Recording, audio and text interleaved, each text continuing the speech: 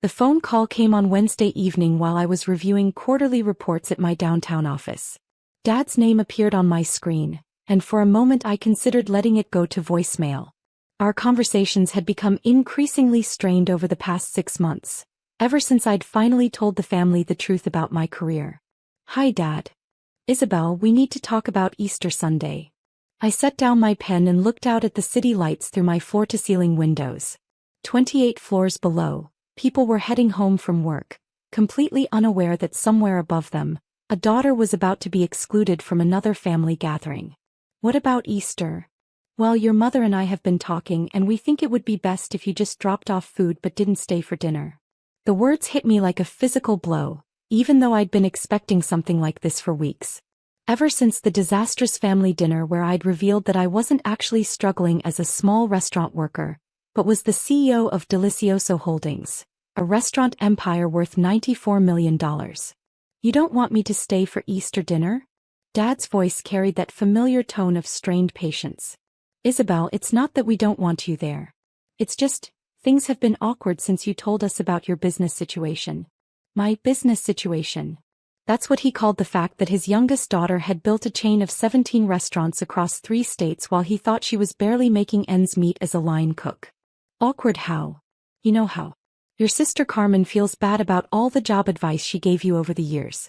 Your brother Miguel keeps second-guessing every financial decision he makes because apparently his little sister is some kind of business genius."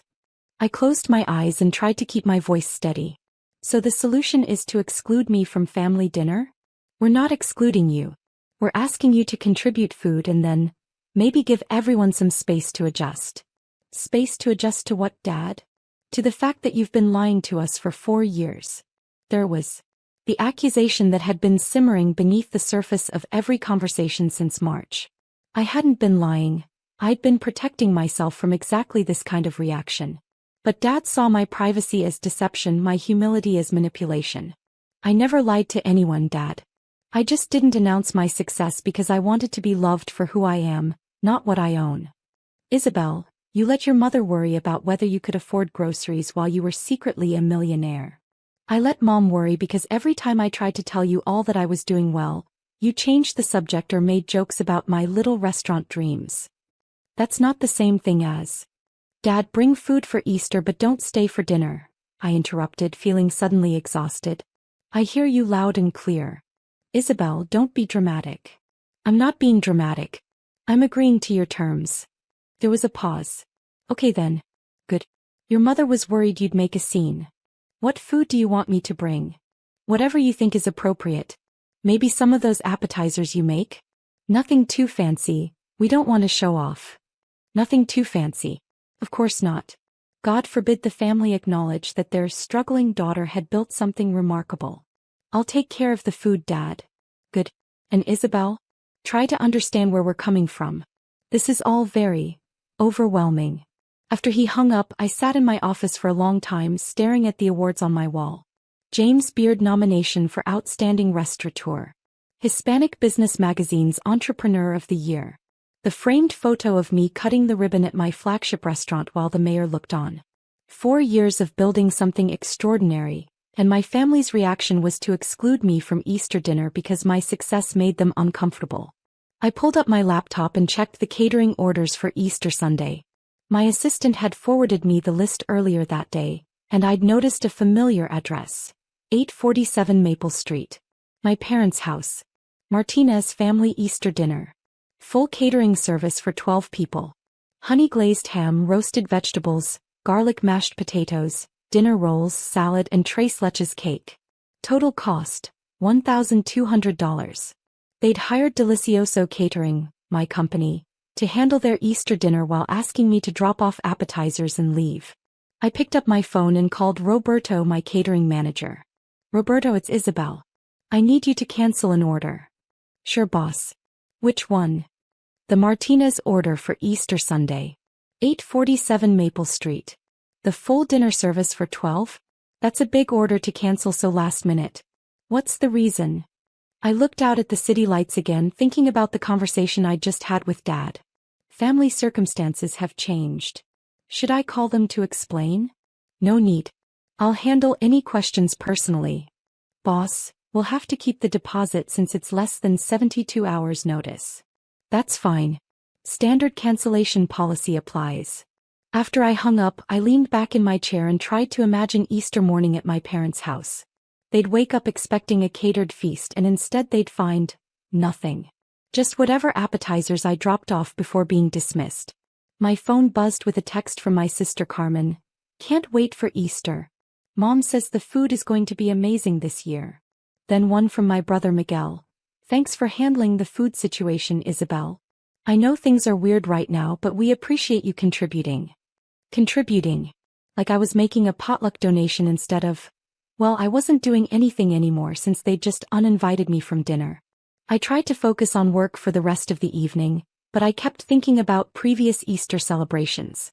The years when Mom would spend all weekend cooking, stressed and exhausted by Sunday afternoon. The years when I'd offered to help and been told, just bring a side dish, Mija. The years when they'd praised my cooking but assumed it was just a hobby. Now they'd hired my company to cater their dinner while telling me my presence would be awkward.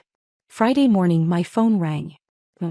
Isabel, your father told me about your conversation. Hi, Mom.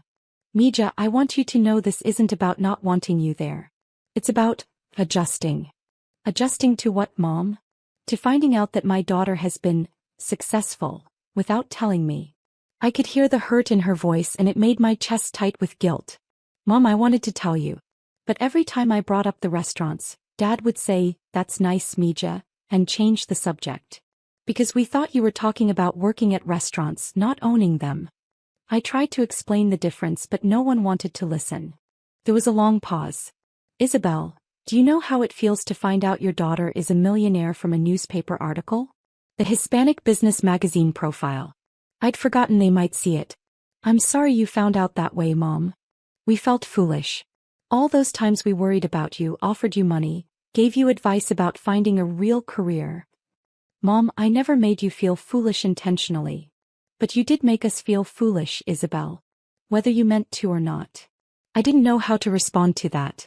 How do you apologize for being more successful than people expected? How do you make amends for achieving something privately before sharing it publicly? So Easter dinner? Is still the plan your father discussed with you. Bring food, say hello, let everyone have some space. I understand. Do you? Because your father is worried you're going to make this about you instead of about family. Make this about me. As if wanting to spend Easter with my family was somehow selfish. Mom, I'll bring food and go. I promise not to make anything awkward. Thank you, Mija. We just need time. Easter morning, I woke up early and drove to my flagship restaurant to prepare appetizers. Cheese and charcuterie boards, stuffed mushrooms, bacon-wrapped dates, spinach and artichoke dip. Enough food for 12 people to snack on while they waited for their catered dinner. The catered dinner that wasn't coming. I loaded everything into my Tesla. The car my family didn't know I owned because I'd been driving my old Honda to family gatherings, and headed to my parents' house. I pulled up at 11 a.m. just as Mom had requested. The house looked festive with Easter decorations on the front porch and cars already filling the driveway. Carmen's minivan, Miguel's SUV, various vehicles belonging to aunts and uncles and cousins. I carried the appetizer trays to the front door and knocked. Dad answered, wearing his best button-down shirt and looking slightly stressed. Isabel.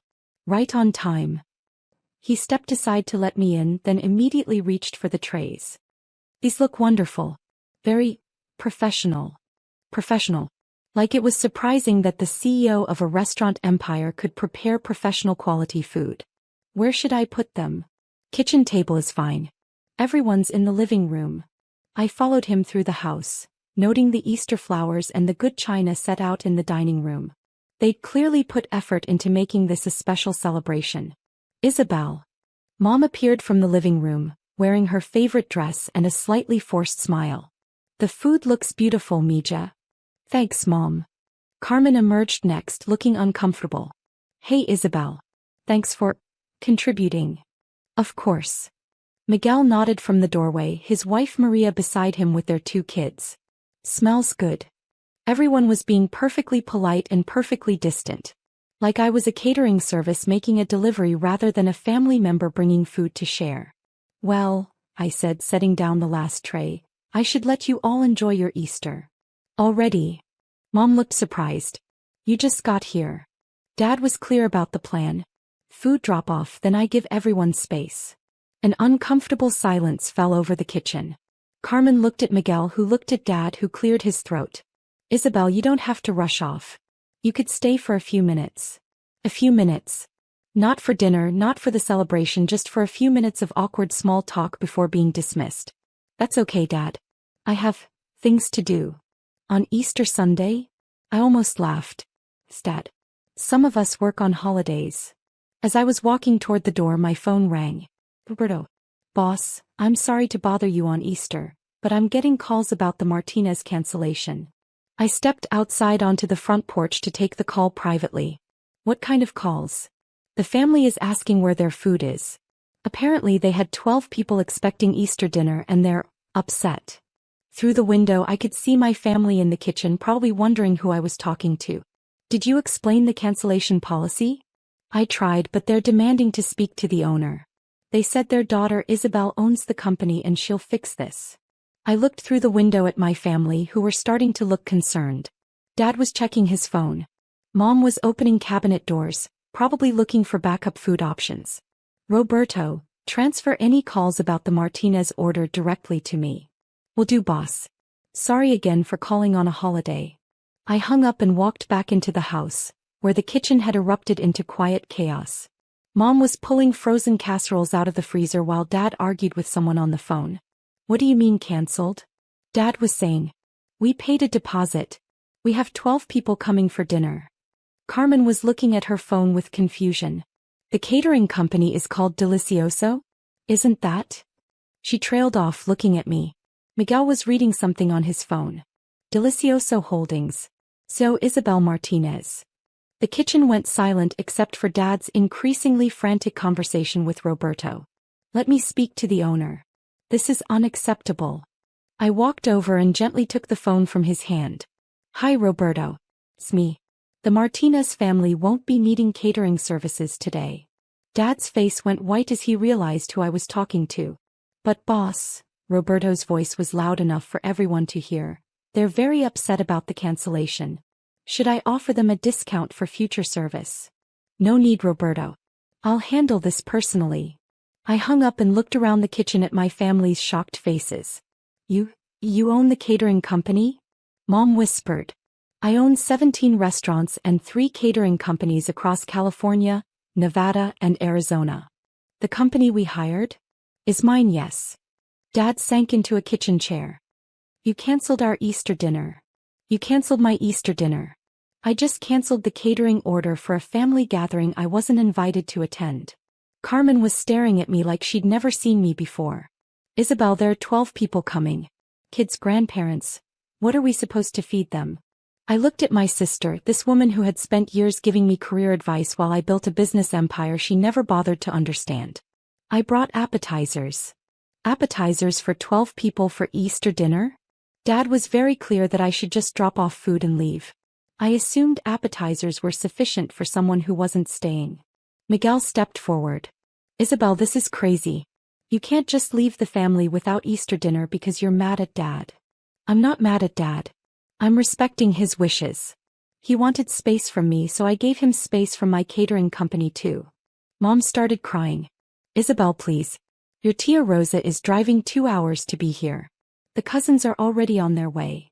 I looked at my mother, this woman who had raised me and worried about me and ultimately chosen my father's discomfort over my inclusion. Mom, I can have food here in 90 minutes. Really? Full Easter dinner for 12 people. Ham, sides, dessert, everything. Dad looked up from his chair. How much will that cost? The same as it would have cost this morning. $1,200. But we already paid that. No, Dad. You paid a deposit to a catering company. The owner of that company, me, canceled your order. If you want Easter dinner, you need to place a new order with the owner. The kitchen was silent except for the sound of Mom crying softly. Isabel, Carmen said carefully, what do you want us to do? I want you to decide if you want Easter dinner more than you want me to stay away from it. That's not fair, Miguel protested. Isn't it?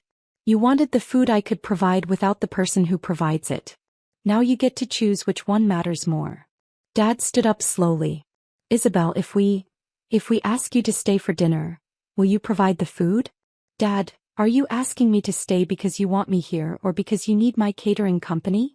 The question hung in the air like a challenge. Dad started then stopped. I don't know anymore. Then let me make it simple, I said, pulling out my phone. I'm going to call Roberto and have him prepare Easter dinner for the Martinez family. Full service, delivered in 90 minutes. But I'm not staying to eat it. Why not? Because you made it clear that my presence creates awkwardness and drama. So you get the food without the drama. I was halfway through dialing Roberto's number when Mom grabbed my arm. Isabel, please don't do this. Don't do what, Mom? Don't punish us for being confused and hurt. I'm not punishing you. I'm giving you exactly what you asked for. We didn't ask for you to abandon us on Easter. Yes, you did. You just didn't realize that abandoning me meant abandoning my resources too. Carmen stepped forward. Isabel, we made a mistake. We were wrong to ask you not to stay. Were you wrong to ask, or are you just saying that because you need Easter dinner? The brutal honesty of the question made everyone flinch. Both, Carmen said quietly. We were wrong and we need your help, and we're sorry it took a crisis to make us realize it. I looked around the kitchen at these people who had raised me and loved me and ultimately failed to see me. They were flawed and human and scared of change, but they were also my family. If I stay for Easter dinner, I said slowly, things are going to be different. Different how? Dad asked. No more pretending I'm not successful to make you comfortable. No more treating my achievements like they're somehow embarrassing or threatening. And if we can't handle that, then this is the last Easter we spend together. The ultimatum surprised even me, but as soon as I said it, I knew it was true. I was done hiding my success to protect other people's feelings. Mom wiped her tears and looked at Dad. Ricardo, call your sister and tell her dinner might be a little late. What about the food? Mom looked at me. Isabel, will you stay for Easter dinner with your family? Are you asking me as your daughter or as the owner of Delicioso Catering? As my daughter. Who I'm proud of even when it scares me. I called Roberto and had him prepare the full Easter spread. While we waited for the food to arrive, I sat in the living room with my family and told them about my business for the first time. Really told them with details and pride and honesty. 17 restaurants? Tia Rosa asked when she arrived and heard the story. And growing, I said. We're opening 3 more locations this year. Mija, Dad said during dinner, I owe you an apology. For what? For being more comfortable with you struggling than with you succeeding. As I looked around the table at my family, eating food from my restaurant while finally celebrating my success instead of hiding from it, I realized that sometimes the most important ingredient in any meal isn't what you serve. It's who you choose to serve it to and whether they're worthy of what you're offering.